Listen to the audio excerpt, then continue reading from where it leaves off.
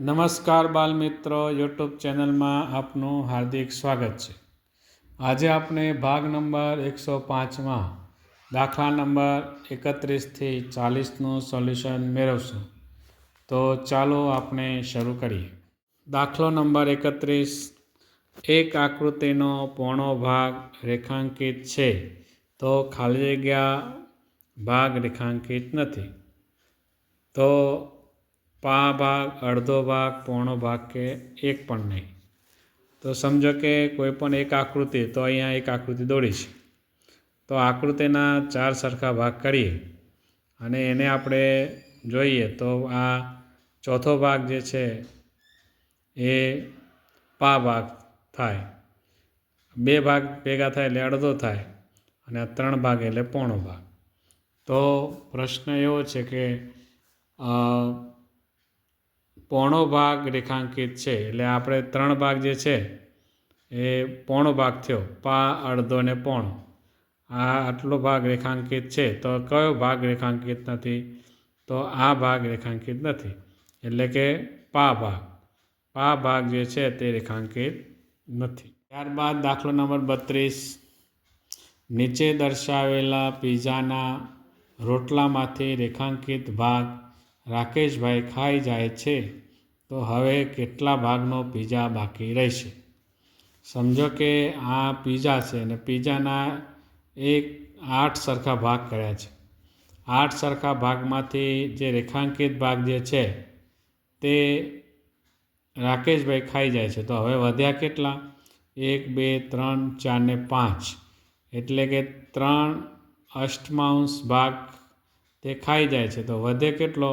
તો કે 5/8 ભાગ બાકી રહે.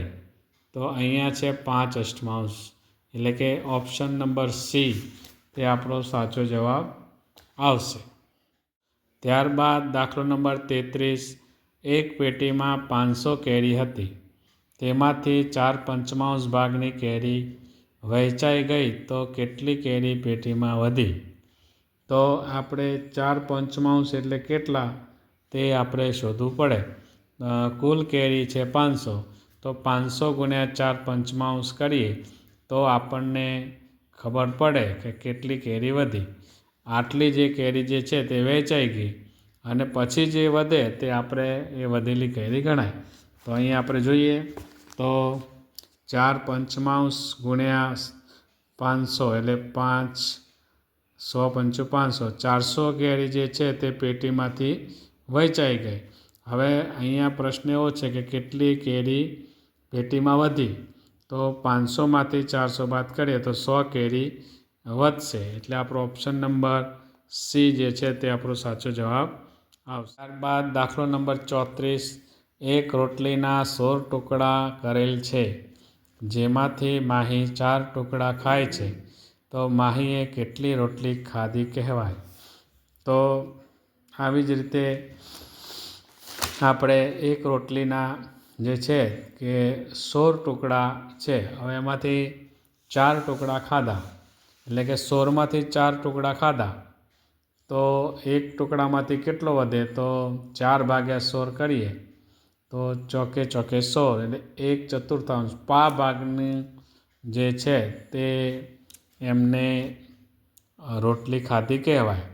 કુલ ટુકડા 16 છે અને એનો 4 ટુકડા ખાઓ એટલે 16/4 કરીએ તો 4 થાય એટલે ચોથો ભાગ ખાધો. અને તે કેટલી કેરી ખાધી કહેવાય? તો કે પા ભાગ. ચોથો ભાગ એટલે પા ભાગ ખાધો કહેવાય. દાખલો નંબર 35. આપણા રાષ્ટ્રધ્વજમાં કેટલા ભાગમાં કેસરી રંગ હોય છે? તો આપણને બધાને ખ્યાલ જ છે કે રાષ્ટ્રધ્વજની અંદર 3 સરખા ભાગ હોય છે. તો કેસરી ભાગ કેટલા રંગમાં હોય? તો જે ઉપરનો જે પટ્ટો છે એને કેસરી રંગ હોય.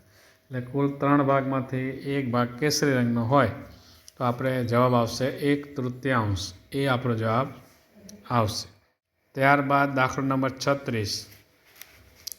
2/4 ને અંકમાં કેવી રીતે લખાય?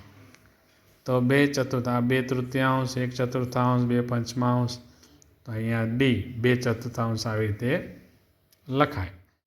ત્યારબાદ દાખલો નંબર 37. નીચેનામાંથી કઈ જોડ સમઅપૂર્ણાંક દર્શાવે છે? તો આપણે જોઈએ તો સમઅપૂર્ણાંક દર્શાવવા માટે આપણે સૌપ્રથમ એને દાખલો ગણીએ. તો પહેલી જોડ જે છે 3/9 અને 1/3, તો બંનેના જોઈએ તો 3 તેરી 9 એટલે 1/3 થયા, તો આ બરાબર છે. બીજો છે 25 50 ને 15 75, એના છેદ ઉડાડીએ તો અહીંયા 1/2 થાય અને 1/5 થાય, એટલે આ જોડ થતી નથી. ત્રીજો સી 1/4 અને 1/2, તો એ પણ જોડી થતી નથી. ડી 10 20 1/2 20 50 અને 2/5, આ પણ થતી નથી. તો અહીંયા ઓપ્શન નંબર એ 3/9 અને 1/3, એટલે 3/9 છેદ ઉડાડીએ તો અહીંયા 1/3 થયા બરાબર 1/3, એટલે જે પહેલી જોડ જે છે એ સમઅપૂર્ણાંક દર્શાવે છે. ત્યારબાદ દાખલો નંબર 38, નીચેના પૈકી કિંમતની દ્રષ્ટિએ કયો અપૂર્ણાંક અલગ પડે છે?